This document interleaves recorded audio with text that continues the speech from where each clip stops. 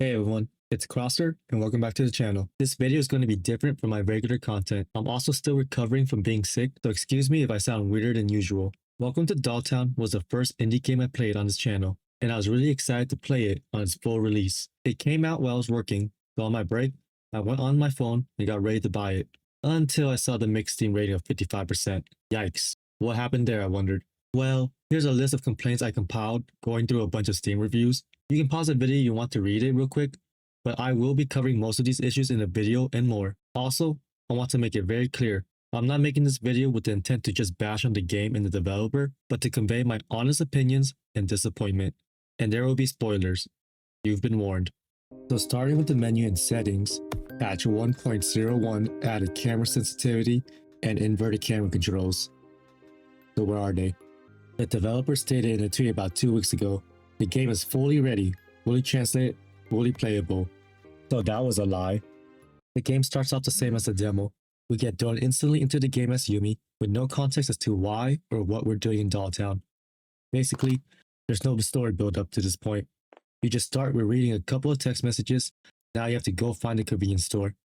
Also note that there's not even any basic control tutorials, like press WASD to walk. Now to be fair, everyone and anyone who plays video games will instinctively know the basic movement controls.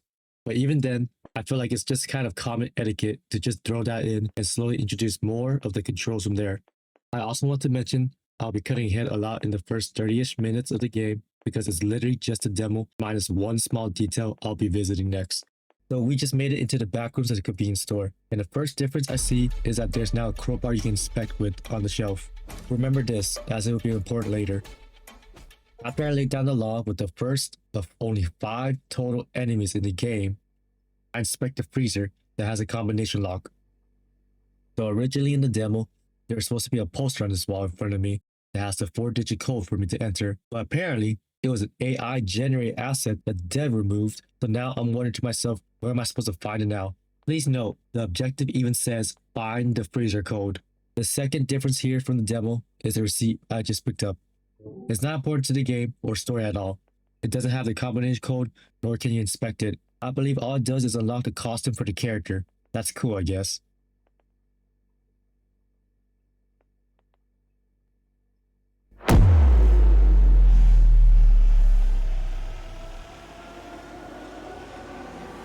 Ooh, Yumi jump scare. Yeah, I bet you already guessed it. The 4-digit code to the combination lock was CROW, or crowbar. I really believe because the dev was under pressure to remove the AI generated poster that had the 4-digit code on it, they took the easy way out and just added in a crowbar to act as the key for the locked freezer. They didn't even bother to remove any indicators from the game that pointed towards you needing the code, such as being able to examine and put in a code to the lock for the objective that clearly reads, find the freezer code. Okay, so we have our first flashback sequence. Something I just noticed while editing this video is the objective still says find the freezer code and then error code is displayed afterwards. It might sound like I'm nitpicking here, but small details like these do kind of matter when you need to be immersed in a story-driven game. Also, it's not even the first time it will happen in this playthrough.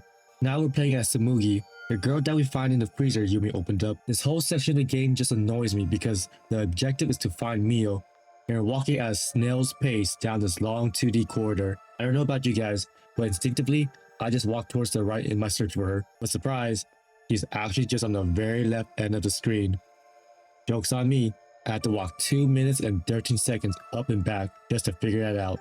And after this dialogue ends, I'll have to walk all the way back to the right for another minute and 9 seconds to progress. My point here is, this felt like pointless gameplay and adds more frustration to the player than anything. Why couldn't the cutscene just have me automatically finding Mio and start from there?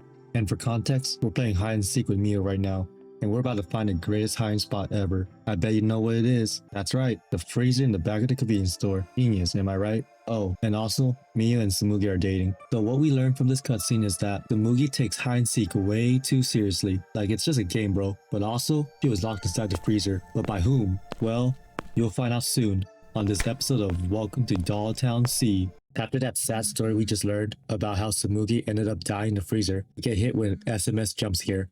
Oh wait, it's just Madam Bobbin letting us know that we can now change our costume at her store, which is conveniently next to the convenience store. How convenient.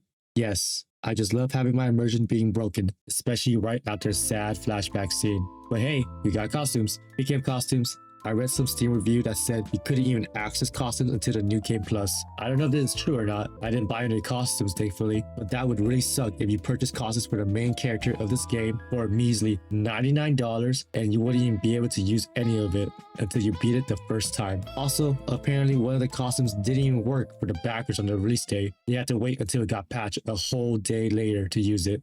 Here's the second enemy in the game.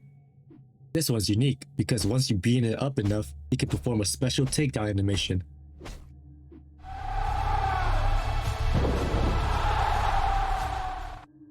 Wow, was that the stone cold stunner? My favorite part was when the animation worked. So afterwards, I go to meet with Franken at the school, who acts as basically my guide throughout the game, and is Mio's sister. After a bit of exposition and a panning out cutscene of the town where you can see almost absolutely nothing,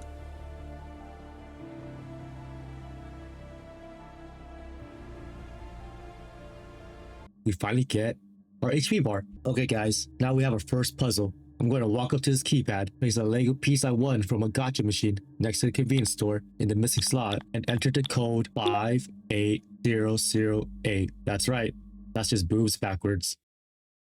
This door is closed. Well, just open it. Alright, I guess I'll just walk over to this side. Oh god, it's the third enemy of the game.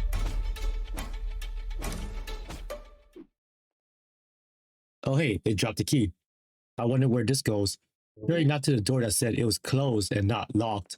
Oh, I guess the key unlocks the closed door. Okay guys, this is serious now.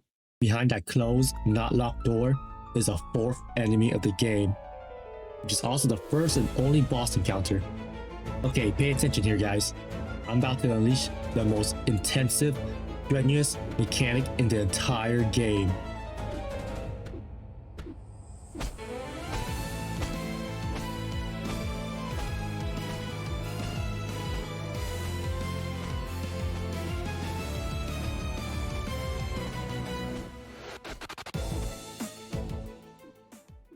Baker, what was that? Oh yeah, apparently we broke into Franken's house and we couldn't have walked here together. More exposition happens as from the demo still, and now we're playing as Mio's dad, but that's not what's important here. You see this icon here? This means the game just auto-saved, so my progress should be saved up to this point, right? Well, let's just exit real quick and try it out.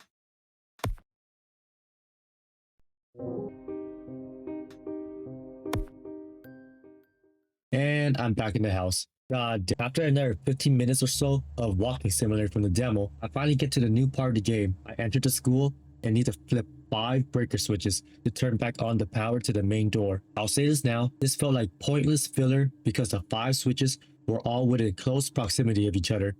There were no barricades or enemies to them. There wasn't anything cool to explore or more lore to gather from doing this. After turning on power to the main door, I encountered the 5th and final enemy of the game.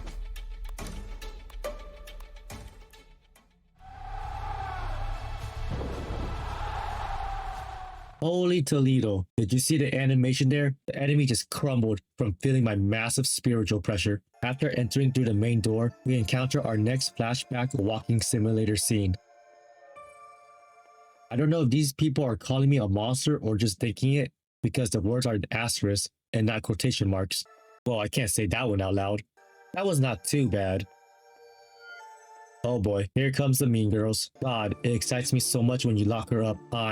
What the hell? Whoa, Ayaka, you can't say that on my channel. Style, what the hell is wrong with you? Okay, jokes aside, I have no problem with characters swearing and using more mature sentence enhancers in games or shows, but only when it feels like it actually serves a purpose to highlight the people's character and personality trait. Here, the dialogue just feels vulgar for no reason. They added no meaningful details to the bullies except that they get excited from bullying people. Like what? Did any of the bullies really need to say those things specifically? It just felt out of place and pulled me out of the story with how out of left field it felt. We got out of our locker thanks to the janitor and we're late to class. We hurry over only to encounter the principal camping outside. This entire dialogue is just him lecturing and belittling Mio, basically calling us worthless like our father. And at some point, it feels like it kind of drags on and you want to start speeding through it, but nope, you can't. Apparently, if you go through the dialogue too fast, the principal calls you out saying you're not listening and restarts his entire dialogue. Yeah, you can say this is a cool little achievement or whatever, but if this is your second playthrough, or you have above an 8th grade reading level, or let's say you're trying to beat the game under 2 hours to get a full refund, then this whole thing is just annoying to the player. Anyways, since I have to listen to the principal's pointless dialogue, I'm going to nitpick at some of the things he says. The principal says I was late by 12 minutes and 47 seconds, but compares me to Reina, saying she's been studying class for 20 minutes. Is he implying she was in class earlier studying, or that I'm actually 20 minutes late? Now he's telling me to go to math class. Remember this detail. This is very important. Oh god, Miss Hanabari has come back for revenge. And we have a Persona 5 reference. Also, it's 420. And our professor is extra anime compared to everyone else. Okay, class. Today, we're going to be talking about an ancient theme and a dangerous one. A theme that has spanned centuries, from Greek theater to modern dramas. Crimes of passion.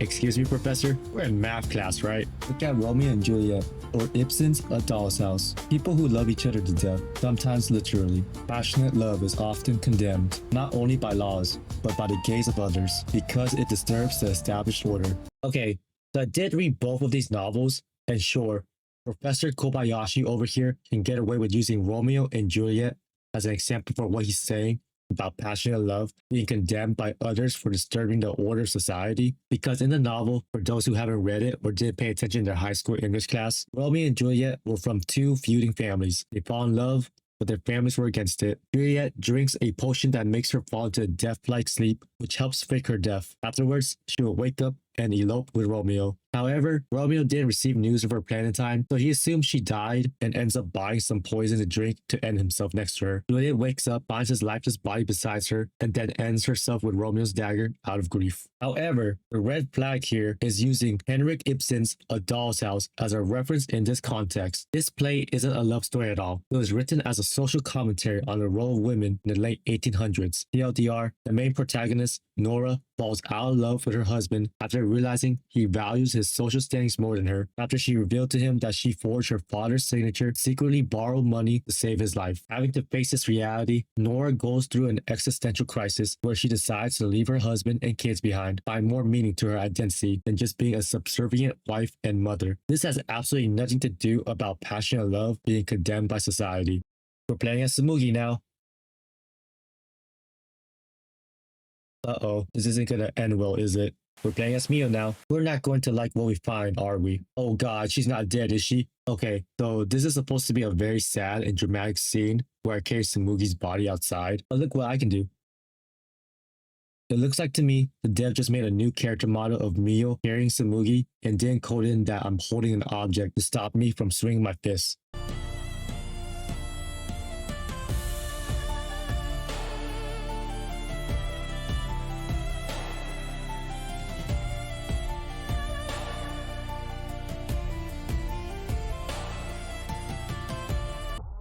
Cringe. Here's another flashback cutscene. As you can see here, not only is Mio a cheater at hide and seek, she's also secretly a crab. Oh yeah, she's also the one that locked Tsumugi in the freezer and killed her because I guess she thought it was better than to let her live and suffer from the bullying. We're playing as Mio's pet cat. I changed my mind, guys. This is actually the best game I played all year. Okay, so basically the lore is that after beating up Tsumugi earlier after school, the bullies decide to break into Mio's house and to go after her cat because they're mean, I guess. And that's just what mean people do. So you end up playing as Dracula over here, navigating through our house, which is also a giant maze, because everyone knows that Japanese homes are built as mazes. This part of the game made absolutely no sense. It breaks the sense of horror and dread from the game by playing these sneaking and goofy soundtracks that I won't play in fear of copyright. The bullies were never patrolling the hallways. I was never in any real sense of danger. The maze isn't even really a maze because there are fish just laying in front of the paths you need to go through to progress. And you know what the funniest part about this whole section is? You unironically spend more time playing as a cat than you do as our main character,